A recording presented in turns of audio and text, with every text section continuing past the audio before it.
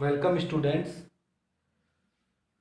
प्रकाश प्रकाश की घटनाएं पढ़ रहे थे अपन, जिसमें एक घटना अपन ने पढ़ ली थी कि प्रकाश का परावर्तन क्या होता है। और ले अपन ने दर्पण वगैरह पढ़ लिए थे और उससे प्रतिबिंब निर्माण कर लिया था। आज का अपना टॉपिक है प्रकाश की दूसरी घटना यानी प्रकाश का अपवर्तन। प्रकाश का अपवर्तन क्या होता है उसके बारे में पढ़ेंगे। बहुत ही अच्छा टॉपिक है, इंटरेस्टेड है तो वीडियो को लाइक करें और चैनल को सब्सक्राइब करना नहीं भूलें। देखो, प्रकाश का अपवर्तन पढ़ने से पहले मैं आप लोगों को एक दो कीवर्ड्स बताता हूं। एक दो मतलब वर्ड्स हैं जो इसकी डेफिनेशन के अंदर, इसकी परिभाषा लिखेंगे उसके अंदर काम आते हैं। तो उन वर्ड के बारे में आप लोग जान लो ताकि वो जाने पहचाने से लगे। ठीक है। एक तो होता है सममांगी,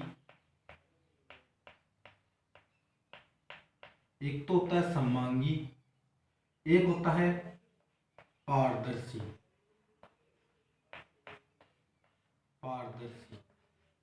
ठीक है। तो पारदर्शी का तो मतलब आप लोग जानते हो, अपन पहले ये चैप्टर स्टार्ट किया था तब मैंने बताया था आप लोगों को। तो पारदर्शी का मतलब जिसके अपन आर पार देख सकते हैं, वो वस्तु जिसके अपन आर पार देख सकते हैं वो पारदर्शी वस्तु होती है। जैसे कांच की बोतल होती है, खिड़की में जो कांच लगे हुए होते हैं मान लो, तो उनके भी अपन आर पार देख सकते हैं। ठीक है। तो जिनके अपन आर पार देख सकते हैं वो वस्तु पारदर्शी वस्तु होती है, उसे पारदर्शी बोलते हैं, यानी जिसके प्रकाश आर पार निकल जाता है। ठीक है। फिर बात आती है सममांगी। सममांगी माध्यम कौन सा होता है? सममांगी क्या होता है? सममांगी मतलब होता है एक जैसा। जैसे ऐसे मान लो कि एक मेरे पास एक ये कोई माध्यम है, ये एक माध्यम है मेरे पास। ठीक है। एक माध्यम ये है, मैंने ये दो माध्यम लिए। ठीक है। ये जो माध्यम है इसके अंदर जो माध्यम के जो अणु हैं वो इस प्रकार से वितरित है। इसमें माध्यम के जो अणु हैं बच्चों वो इस प्रकार से वितरित है।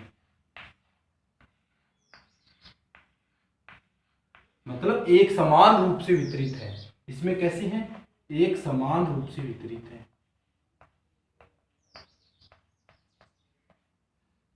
एक समान रूप से वितरित। इसमें क्या है? एक समान रूप से वितरित है। एक मेरे पास ये दूसरा माध्यम है जिसके अंदर माध्यम के जो अणु हैं बच्चों वो ऐसे वितरित है।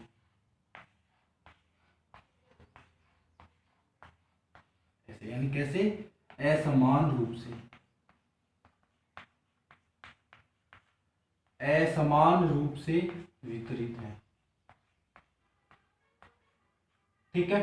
तो समांगी माध्यम कौन सा होगा इसमें? जिसमें माध्यम के जो अणु है वो एक समान रूप से वितरित होते हो वो होता है समांगी माध्यम। और जिसमें माध्यम के अणु असमान रूप से वितरित होते हैं वो होता है विसमांगी माध्यम। तो अपन को तो समांगी माध्यम की बात करनी है। तो समांगी माध्यम, अब समांगी नाम ले तो आप लोगों को समझ में आना चाहिए। समांगी माध्यम बोले तो दिमाग में बात क्लिक करनी चाहिए कि हाँ, उसमें जो माध्यम के जो अणु हैं वो एक समान रूप से वितरित हैं। इसका एग्जाम्पल क्या हो सकता है? इसका एग्जाम्पल क्या हो सकता है? सममांगी पारदर्शी माध्यम। सममांगी पारदर्शी माध्यम, सममांगी पारदर्शी माध्यम। इसका एग्जाम्पल क्या हो सकता है? इसका एग्जाम्पल जैसे अपन ले कि जैसे मान लो जल है। ठीक है। तो जल में तरल है द्रव है, तो उसके अंदर जो अणु होते हैं वो एक समान रूप से वितरित होते हैं।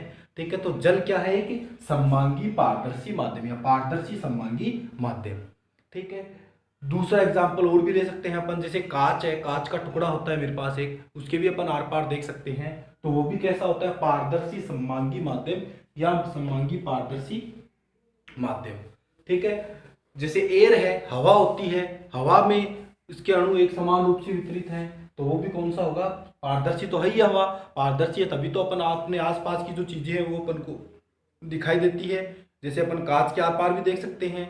और दूसरा मैंने एग्जांपल जल बताया था, तो जल के अंदर भी अपन को, जल के आर पार की चीजें भी अपन को दिख जाती है, तो वो भी कैसा है? पारदर्शी। ठीक है। तो ये हुई बात सममांगी पारदर्शी माध्यम की। तो जब इसकी परिभाषा में ये वर्ड अपन काम में ले, सममांगी पारदर्शी माध्यम, तो आप लोगों को समझ में आना चाहिए कैसे क्या बात कर रहा हूं मैं। ठीक है। फिर चलो अपन अपने टॉपिक पे आते हैं, मेन टॉपिक पे आते हैं। देखो, प्रकाश का जो अपवर्तन है बच्चों, इसके लिए, प्रकाश का जो अपवर्तन है इसके लिए दो माध्यम की जरूरत होती है। यानी प्रकाश का अपवर्तन तभी होगा जब प्रकाश की किरण एक माध्यम से दूसरी माध्यम में जाएगी। ठीक है, तो प्रकाश के अपवर्तन के लिए दो माध्यम नेसेसरी है। ठीक है, जैसे मैं बोलूं कि मेरे पास एक माध्यम ये है, ठीक है, इधर बनाता हूं मैं। मान लो मेरे पास यहाँ एक माध्यम है, मैं जिसको बोलता हूं माध्यम फर्स्ट। ठीक है, ये यहाँ तक ये एक माध्यम है। ठीक है, दूसरा माध्यम मेरे पास ये है, इसको मैं बोल दूं, इसको मैं बोलूं माध्यम सेकेंड।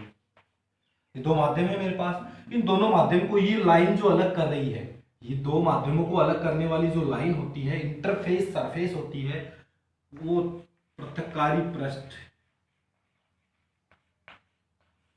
पृथक्कारी पृष्ठ बोला जाता है। इसको क्या बोलते हैं? पृथक्कारी पृष्ठ, इंटरफेस सरफेस। ठीक है, ये पृथक्कारी पृष्ठ है। तो पृथक्कारी पृष्ठ क्या होता है? दो माध्यम को अलग करने वाली सतह होती है। ठीक है, ये एक माध्यम है, ये एक माध्यम है। तो एक चीज तो ये याद रखनी है कि प्रकाश का अपवर्तन तभी होगा जब प्रकाश की किरण एक माध्यम से दूसरे माध्यम में जाएगी। ठीक है, मान लो कोई एक प्रकाश की किरण ऐसे आपतित हो रही है, एक प्रकाश की किरण है जो ऐसे आपतित हुई। ठीक है, ये इसको अपन क्या बोलते हैं बच्चों? आपतित किरण। इसको क्या बोला जाता है? आपतित, आपतित किरण। इसको क्या बोला जाएगा? आपतित किरण। ठीक है, अब देखो परावर्तन में अपन क्या करते थे? जैसे दर्पण से परावर्तन कराते थे समतल दर्पण से, तो एक लंब डालते थे अपन, जिसको क्या बोलते हैं? अभिलंब। तो मैंने भी क्या किया, ये जो इंटरफेस सरफेस है इस पर एक परपेंडिकुलर ड्रॉ कर दिया, वहां किया जहां पर ये जो आकर टकरा रही है, ये लाइट रे जो प्रकाश की आपतित किरण है ये टकराई यहाँ पर, वहां पर मैंने एक लंब डाल दिया, जिसको क्या बोलते हैं बच्चों? अभिलंब। इसको क्या बोला जाता है? अभिलंब। इसको बोलते हैं अभिलंब। एक परपेंडिकुलर ड्रॉ किया है। ठीक है, अब आप लोगों को पता है कि आपतित किरण अभिलंब के साथ एक कोण बना रही है, जिसको बोला जाता है क्या? कौन सा कोण? आपतन कोण, जिसको किससे लिखते हैं? आई से। Incidence, angle of incidence. ठीक है, इंसिडेंट रे बना रही है इसलिए इसको किससे लिख दिया? आई से। ठीक है, अब देखो अगर मान लो ये जो प्रकाश का परावर्तन है ये घटना विद्यमान नहीं होती तो क्या होता? तो ये प्रकाश की किरण कैसे जाती? अगर अपवर्तन नहीं होता तो ये प्रकाश की किरण बच्चों ऐसे जाती। अगर अपवर्तन नहीं होता तो ये प्रकाश की किरण ऐसे सीधी निकल जाती। ठीक है, अब मैंने दो माध्यम, एक माध्यम से दो माध्यम की जरूरत क्यों बोली मैंने कि एक माध्यम से दूसरे माध्यम में प्रकाश की किरण जाएगी तभी अपवर्तन होगा। ऐसा क्यों बोला? ऐसा बच्चों इसलिए बोला क्योंकि इस माध्यम, एक माध्यम के अंदर प्रकाश की किरण जब गमन करती है तो एक सीधी रेखा में गमन करती है, अपन ऐसा मानते हैं। ठीक है, जब माध्यम चेंज होगा तब वो कुछ मुड़ती है इधर उधर, वही अपवर्तन होता है। तो वो देखो अगर अपवर्तन नहीं था तो ये सीधी जाती, लेकिन अपवर्तन है यानी एक माध्यम से दूसरे माध्यम में आ रही है तो ये प्रकाश की किरण या तो बच्चों ऐसे चली जाती है या फिर क्या होता है, ये ऐसे चली जाती है, या तो अभिलंब से दूर चली जाती है ऐसे, या अभिलंब की ओर झुक जाती है। ठीक है, ये जो घटना होती है प्रकाश की किरण का, इसका मूल पथ ये था, प्रकाश की किरण का अपने मूल पथ से विचलित होना, मुड़ना, मूल पथ से विचलित होना, या तो इधर जाना या फिर इधर जाना, ये जो घटना होती है इसी को बोलते हैं प्रकाश का अपवर्तन। तो प्रकाश का अपवर्तन क्या हुआ कि जब प्रकाश की किरण एक समांगी पारदर्शी माध्यम से दूसरे पारदर्शी समांगी माध्यम में प्रवेश करती है तो वह अपने मूल पथ से विचलित हो जाती है। प्रकाश की यह घटना क्या कहलाती है? प्रकाश का अपवर्तन। क्या था कि जब प्रकाश की किरण एक समांगी पारदर्शी माध्यम से दूसरे समांगी पारदर्शी माध्यम में प्रवेश करती है तो वह अपने मूल पथ से विचलित हो जाती है। प्रकाश की इस घटना को प्रकाश का अपवर्तन कहती हैं। ठीक है, यह अपवर्तन बहुत ही सिंपल सी परिभाषा है इसकी कि एक माध्यम से दूसरे माध्यम में आएगी तो अपने मूल पथ से क्या हो जाती है? विचलित हो जाती है। तो ये तो कोण आई था। अब ये जो किरण है या तो ये या ये, इनको बोला जाता है कौन सी किरण? अपवर्तित किरण। उसमें परावर्तन में कौन सी किरण बोल रहे थे अपन? परावर्तित किरण। इसमें ये अपवर्तन है तो कौन सी किरण हो जाएगी? अपवर्तित किरण। ठीक है। अब उसके अंदर परावर्तित किरण कौन सा कोण बना रही थी, आर, तो इसके अंदर भी ये वाला कोण या फिर ये वाला कोण, या तो ये टोटल या फिर ये क्या होगा, आर, जिसको अपन क्या बोलते हैं, कौन सा कोण, अपवर्तन कोण। इसको कौन सा कोण बोला जाता है, अपवर्तन कोण। अपवर्तित किरण बना रही है तो इसको कौन सा कोण बोलेंगे, अपवर्तन कोण। उसको कौन सा कोण बोल रहे थे अपन, परावर्तित किरण बना रही थी वो परावर्तन कोण। ठीक है, तो ये है बच्चों प्रकाश का अपवर्तन, कि जब प्रकाश की किरण एक माध्यम से चलकर, एक समांगी पारदर्शी माध्यम से चलकर दूसरे पारदर्शी समांगी माध्यम में प्रवेश करती है तो वह अपने मूल पथ से विचलित हो जाती है। प्रकाश की इस घटना को प्रकाश का अपवर्तन कहते हैं। ठीक है, अब आप लोग बोलोगे कि सर कैसे होगा, या तो आपने बोला कि या तो इधर जाएगी या इधर जाएगी, तो सर हम कैसे मानेंगे कि इधर जाएगी। तो बच्चों याद देखो, ये क्या हो रही है, विलंब के पास में आ रही है, तो इसको बोलते हैं विलंब की ओर झुकना, यानी ये विलंब की ओर झुक जाती है। और ये क्या होती है, विलंब से दूर हो रही है, तो ये विलंब से दूर हट जाती है। तो सर कौन से माध्यम से कौन से माध्यम में जाएगी, तो क्या कैसे क्या होगा। ठीक है, ये तो अपवर्तन की बात हुई। अब जो बच्चों अपवर्तन का जो कारण है वो क्या है, तो अपवर्तन का कारण अपन बोले तो अपवर्तन का कारण होता है कि जब प्रकाश की किरण एक माध्यम से चलकर दूसरे माध्यम में आती है तो उसकी चाल परिवर्तित हो जाती है। ठीक है, कैसे चाल देखो, अगर ज्यादा होगी तो ये ऐसे दूर भागेगी, ऐसे एकदम स्पीड से ऐसे। ठीक है, चाल कम हो रही तो ऐसे एकदम पास से निकलेगी ऐसे। ठीक है, तो उसकी चाल परिवर्तित हो जाती है, इसलिए क्या होता है, प्रकाश का अपवर्तन होता है। तो आप लोगों से प्रकाश के अपवर्तन का कारण पूछा जाए तो आप लोग बताओगे कि जब प्रकाश की किरण एक माध्यम से चलकर दूसरे माध्यम में गमन करती है तो उसकी चाल परिवर्तित हो जाती है। अभी अपन देखेंगे चाल कैसे परिवर्तित होती है, क्या होती है, क्यों, क्या, कैसे है। ये सारे जवाब आप लोगों के अभी धीरे धीरे वीडियो के लास्ट तक पूरा एकदम जवाब मिल जाएंगे। ठीक है, तो देखो अब ये प्रकाश की किरण इधर जाएगी, मतलब अभिलंब की ओर झुकेगी या फिर अभिलंब से दूर जाएगी, ये डिपेंड करता है कि अपन ने जो दोनों माध्यम लिए हैं उनकी प्रकृति क्या है, उनका नेचर क्या है, वो इनके दोनों के नेचर पर डिपेंड करता है। अब वो नेचर क्या होता है, अब आपने बोला सर नेचर, तो नेचर से क्या मतलब है, नेचर से मतलब है देखो माध्यम दो प्रकार के होते हैं, एक तो होता है सघन माध्यम, ठीक है, एक होता है बच्चों विरल माध्यम।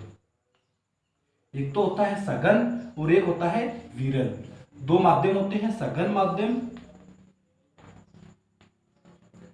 एक होता है विरल माध्यम। अब ये सघन माध्यम और विरल माध्यम का क्या चर्चा है, तो सघन माध्यम कौन सा होता है और विरल माध्यम कौन सा होता है। तो सघन माध्यम बच्चों वो होता है जिसमें माध्यम के जो अणु होते हैं वो पास पास में होते हैं। क्या होते हैं, पास पास में, आस पास, क्या होते हैं, पास पास। ठीक है, माध्यम के जो अणु होंगे वो क्या, अणु क्या होंगे, पास पास होंगे। ठीक है, और विरल माध्यम कौन सा होगा, जिसमें अणु बच्चों क्या हो, दूर दूर हो, जिसमें अणु क्या हो, दूर हट रे, दूर दूर हो। ठीक है, वो कौन सा होगा, विरल माध्यम। तो अभी अपन बात करते हैं सघन माध्यम और विरल माध्यम की। ठीक है, तो सघन माध्यम जिसमें जो माध्यम के जो अणु हैं वो पास पास में होंगे, और विरल माध्यम कौन सा होगा, जिसमें माध्यम के अणु क्या होंगे, दूर दूर होंगे। ठीक है, तो आप लोग पहचानना और मेरे को बताना कि जैसे आप लोगों को ये तो पता है कि ठोस, द्रव और गैस में सबसे ज्यादा, तीनों में से सबसे ज्यादा पास में अणु किसके होते हैं, ठोस के होते हैं। फिर द्रव में क्या होते हैं, ठोस से थोड़े से दूर दूर होते हैं, और गैस में क्या होते हैं, अणु बहुत ज्यादा दूर दूर होते हैं। ठीक है, तो मैं जैसे माध्यम लिखता हूं, अब अपन सघन माध्यम और विरल माध्यम ऐसे एक माध्यम के लिए नहीं बोल सकते, दो माध्यम का कंपैरिजन करके अपन बताएंगे कि इनमें से कौन सा माध्यम सघन है और कौन सा विरल है। ठीक है, जैसे मैं लिखूं, मान लो मैं लिखता हूं कांच और हवा। ठीक है, दूसरा मैं लिखता हूं पानी और हवा। ठीक है, अब आप लोग मेरे को बताओ, एक और लिख दूं, कांच और पानी। अब पहले मेरे को इन दो में बताओ आप, ये जो दो माध्यम है, एक कांच का माध्यम है और एक दूसरा कौन सा है, जिसमें मान लो यहाँ पर कांच रखा हुआ है, उससे प्रकाश की किरण आ रही है, और यहाँ पर एक खुला है, हवा है। ठीक है, तो दो माध्यम हो गए। तो इन दोनों में से बताओ कौन सा सघन माध्यम है और कौन सा विरल माध्यम है।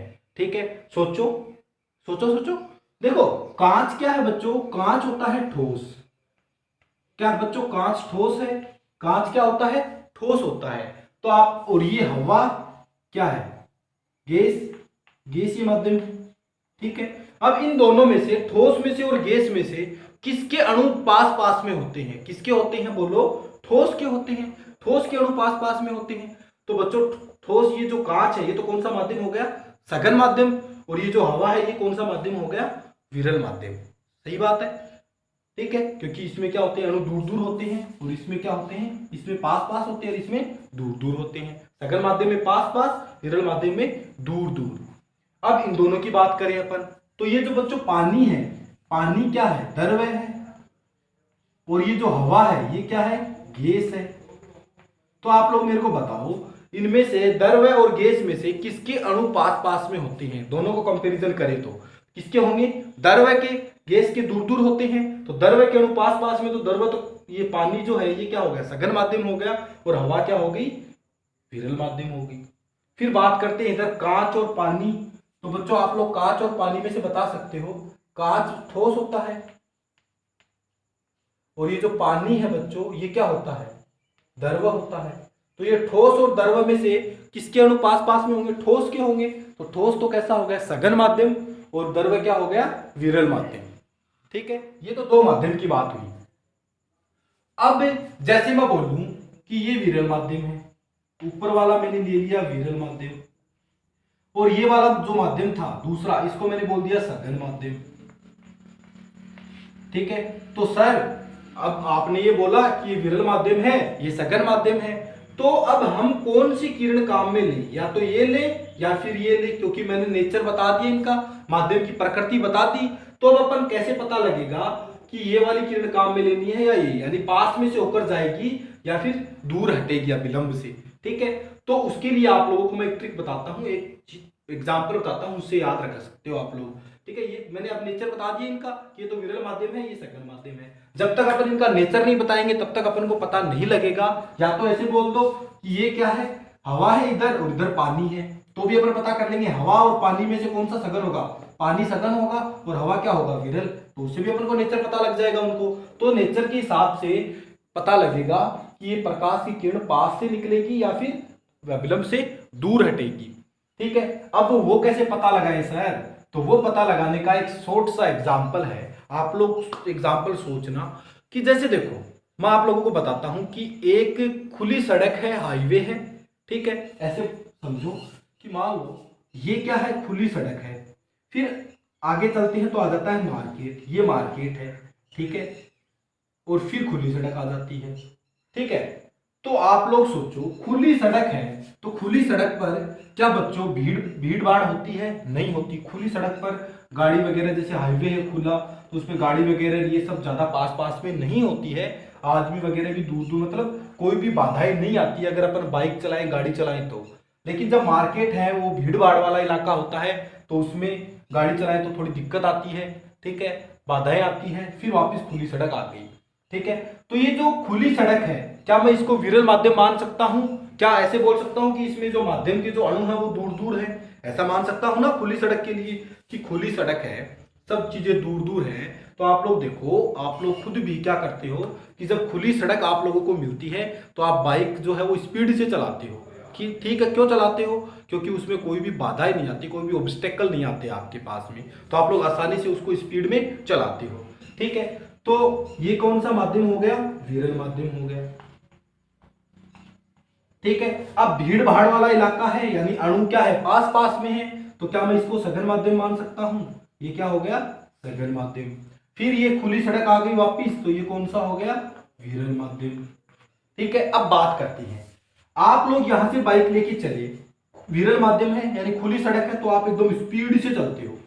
फिर जैसे ही मार्केट आता है आपकी स्पीड क्या हो जाती है, कम हो जाती है, आप मार्केट से कम स्पीड में बिल्कुल आराम से निकलते हो। तो क्या पता लगा कि जब प्रकाश की किरण विरल माध्यम से सघन माध्यम में आ रही है, यानी जब बाइक विरल माध्यम से सघन माध्यम में आ रही है, यानी जब बाइक हाईवे से मार्केट के अंदर आ रही है, तो उसकी स्पीड क्या हो जाती है, कम हो जाती है। वैसे ही क्या होता है, वैसे ही प्रकाश की किरण के साथ होता है कि जब विरल माध्यम से सघन माध्यम में आती है तो इसकी स्पीड क्या हो जाती है बच्चों, चाल क्या हो जाती है इसकी, कम हो जाती है। चाल क्या हो जाएगी, कम हो जाएगी। ठीक है, फिर यहां से चलते गए चलते गए चलते गए, फिर वापिस हाईवे आ गया तो यहां से करते ही क्या होते हैं, कांडो मरोड़ते हो बाइक को, यानी स्पीड क्या हो जाती है, चाल क्या हो जाएगी बच्चों, उसकी बढ़ जाती है। ठीक है, तो ये याद आप लोगों को रखना है कि जब प्रकाश की किरण विरल माध्यम से सघन माध्यम में गमन करती है तो उसकी चाल क्या होती है, कम हो जाती है, और जब सघन से विरल में जाएगी तो इसकी चाल क्या होती है, बढ़ जाती है। याद रखोगे, बोलो याद रहेगा आसानी से। बाइक वाले एग्जाम्पल से इसको कनेक्ट कर लेना, फिर याद रख लेना कि जब खुली सड़क से अपन मार्केट के अंदर जाएंगे तो अपनी स्पीड कम हो जाएगी, मार्केट से जैसे ही अपन निकलते हैं खुली सड़क पर ऑटोमेटिक स्पीड बढ़ा लेते हैं अपन। ठीक है, वैसे ही प्रकाश की किरण के साथ होता है कि जब विरल माध्यम से सघन माध्यम में जाएगी तो सघन माध्यम को मार्केट मान लो क्योंकि अनुपात पास में होंगे। ठीक है, तो जब प्रकाश की किरण विरल माध्यम से सघन माध्यम में जाएगी तो उसकी चाल होती है, स्पीड होती है, वो कम हो जाती है, और जब सघन से विरल में जाएगी तो बढ़ जाती है, यानी खुले एकदम खुला खुला लगेगा उसको, विरल माध्यम यानी अणु दूर दूर है तो आसानी से प्रकाश की किरण निकल जाएगी। ठीक है, तो ये याद रखना है। ये इतनी कहानी बोलो समझ में आई। ठीक है, तो देखो आगे चलते हैं फिर। अब सर आपने ये तो बता दिया कि स्पीड कम हो जाएगी विरल से सघन में जाएगी, तो अब कम हो जाएगी तो देखो आप लोग सोचो, इस यहां से प्रकाश की किरण निकलेगी तब स्पीड कम होगी या ऐसे निकलेगी तब स्पीड कम होगी। एग्जाम्पल, इसका भी एक एग्जाम्पल से समझ सकते हो। जैसे मान लो ये पानी की पाइप है, ठीक है, इससे पानी स्पीड में आता है, इस पाइप से स्पीड में आता है तो वो पानी ऐसे दूर जाकर गिरता है। क्या बच्चों, स्पीड से आएगा तो वो दूर तक जाएगा, ऐसे अपन पिचकाओ के भी तो करते हैं, उसकी स्पीड बढ़ जाती है ऐसे तो वो दूर तक जाता है पानी, पाइप को पिचका देते हैं आगे से, या फिर स्पीड से पानी आता तो भी पहुंच जाता आगे तक। ठीक है, और मान लो इस पाइप से धीरे धीरे पानी आएगा तो वो क्या होगा, स्पीड उसकी कम होगी तो क्या होगा, वैसे पास में ही गिरेगा ऐसे। ठीक है, डेली लाइफ के अंदर अपन देख भी सकते हैं ऐसे एग्जाम्पल। ठीक है, तो यहां से पता लगा कि जब चाल कम होगी तो वह विलंब की ओर झुक जाती है, और चाल बढ़ जाती है तो वो अविलंब से दूर हट जाती है, अविलंब से दूर हट के चलती है चाल बढ़ेगी तो। और जब चाल कम हो जाती है तो अविलंब की ओर झुक जाती है, अविलंब को सहारा लेती है ऐसे मान सकते हैं, तो वो अविलंब की ओर झुक जाती है। ठीक है, तो यहां से अपन लोगों को पता लगा कि जब प्रकाश की किरण, मुद्दे की बात कर रहा हूं, कि जब प्रकाश की किरण विरल माध्यम से सघन माध्यम में आती है तो वह उसकी चाल कम हो जाती है और वह अविलंब की ओर झुक जाएगी। ऐसे होगा, ऐसे होगा। मूल पथ ये था और ये विचलित होकर किधर से निकली, इधर से निकली है, अविलंब की ओर झुक गई, विरल से सघन में आ रही है। ठीक है, ये लो सघन माध्यम, मान लो पानी, ये लो। ठीक है, तो यहां से अपन को क्या पता लगा कि जब प्रकाश की किरण विरल माध्यम से सघन माध्यम में आती है तो वो अविलंब की ओर झुक जाती है। क्यों? क्योंकि उसकी चाल क्या हो जाती है, कम हो जाती है, इसलिए वो अविलंब की ओर झुक जाती है। अब बात करते हैं अपन, अगर मान लो सघन से विरल में जा रही हो तो क्या होगा, मिटा दो इसको, तो देखो क्या होगा, समझना। देखो मान लो ये पानी है यहां पर, ठीक है, पानी है। अब कोई प्रकाश की किरण है, इस पानी से ऐसे जा रही है, इस पानी से ऐसे जा रही है बाहर की ओर, ये मैंने अविलंब डाल दिया। इसका मूल पथ कैसे होना चाहिए था, ऐसे जानी चाहिए थी, लेकिन क्या होगा देखो, अब ये कौन सा माध्यम है बताओ, बोलो बच्चों, पानी है तो सघन माध्यम है, और ये कौन सा है, विरल माध्यम है, हवा है, तो इन दोनों में ये विरल होगा, ये सघन होगा। तो यहां पर बताओ कि प्रकाश की किरण सघन माध्यम से विरल माध्यम में जा रही है, मतलब बाजार से खुली सड़क में जा रहे हैं, तो बाइक की स्पीड क्या होती है, बढ़ती है। वैसे ही प्रकाश की किरण जब सघन से विरल में जाएगी तो क्या होगा, स्पीड बढ़ जाएगी, तो ये लो बढ़ गई स्पीड बढ़ेगी तो अविलंब से दूर हटके चलेगी, तो ये लो, ये कोण हो गया I और ये कोण हो गया R। ठीक है, तो ये दो आप लोगों को चीज याद रखनी है कि जब प्रकाश की किरण सघन विरल से सघन में जाएगी तो स्पीड कम हो जाती है, तो अविलंब की ओर झुक जाती है, और जब सघन से विरल में जाती है तो स्पीड बढ़ जाती है, वो अविलंब से दूर हटके चलती है। तो देखो यही तो हो रहा है, यही तो परावर्तन था, अविलंब से दूर हटना है, अविलंब के पास में आना। वो क्यों हो रहा है, किस कारण हो रहा है, इसकी चाल में परिवर्तन हो रहा है, इसीलिए तो हो रहा है। अगर सेम चाल रहती तो ऐसे निकल जाती। चाल या तो कम हो रही है या ज्यादा हो रही है, मतलब चाल परिवर्तित हो रही है। तो इसी से क्या हो रहा है, ये प्रकाश का अपवर्तन हो रहा है। तो मैंने आप लोगों को अभी थोड़ी देर पहले ये तो बताया कि प्रकाश का जो अपवर्तन होता है उसका कारण क्या होता है। तो उसका कारण आप लोगों के अब समझ में आया, दिमाग में घुसी बात। क्या हुआ कि जब प्रकाश की किरण एक माध्यम से दूसरे माध्यम में जाती है तो उसकी चाल परिवर्तित हो जाती है। ठीक है, तो इस कारण से क्या होता है, प्रकाश का अपवर्तन होता है।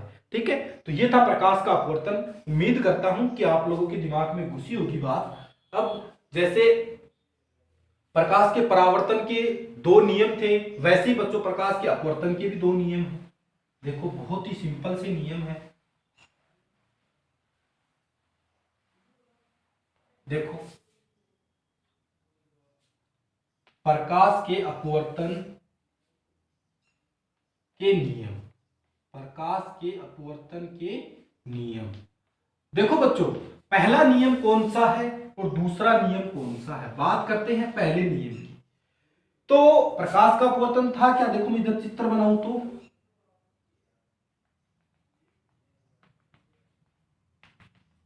ये बच्चों कौन सा माध्यम है बताओ, पानी है। तो ये कौन सा माध्यम है, सघन। और ये कौन सा माध्यम है, विरल।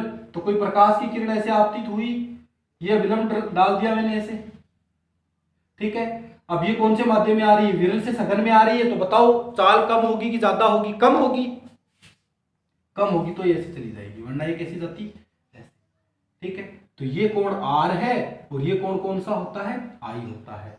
यह आपतित किरण होती है, यह विलंब होता है और ये अपवर्तित किरण होती है। तो प्रकाश के परावर्तन में पहला नियम कौन सा था कि आपतित किरण, अभिलंब तथा परावर्तित किरण तीनों एक ही तल में स्थित होते हैं। ये था। ठीक है, ऐसे ही सेम बच्चों पहला नियम इसमें सेम है। क्या कौन सा है, आपतित किरण, अभिलंब तथा अपवर्तित किरण। बस उसमें परावर्तित था और इसमें क्या है, अपवर्तित। तीनों एक ही तल में स्थित होते हैं। ठीक है, ठीक है ना, कि आपतित किरण, अभिलंब तथा अपवर्तित किरण तीनों एक ही तल में स्थित होते हैं। पहला नियम तो ये है, बिल्कुल सिंपल सा है, वही सेम है। अब दूसरा नियम उसके अंदर क्या था, दूसरा नियम बच्चों, दूसरा नियम उसके अंदर क्या था, कोण I बराबर कोण R। ये परावर्तन का नियम था, दूसरा नियम। ठीक है, अब इसके अंदर दूसरा जो नियम है उसको स्नेल का नियम भी बोला जाता है। जो एग्जाम में कभी कभी 1 नंबर का पूछ लेता है कि स्नेल का नियम लिखिए। स्नेल का नियम, जिसको क्या बोला जाता है, स्नेल का नियम भी बोला जाता है। ठीक है, स्नेल के नियम से जिसको जाना जाता है। स्नेल का नियम क्या होता है, sine I upon sine R is equal to स्थिरांक या स्थिर या नियतांक इजिकल टू नियतांक। नियतांक या स्थिर, कोई भी कांस्टेंट वैल्यू आती है इसकी, इन दोनों को डिवाइड करती हैं। तो दूसरा नियम क्या है कि ये कौन सा कोण है, आपतन कोण है, ये कौन सा कोण है, अपवर्तन कोण है। तो बच्चों ये जो साइन होता है ना, ये जो साइन होता है, साइन को बच्चों अपन बोलते हैं, साइन को जा, साइन को क्या बोलते हैं, जा। और ये जो कोस होता है, कोस, तो इसको क्या बोलेंगे, कोज्या।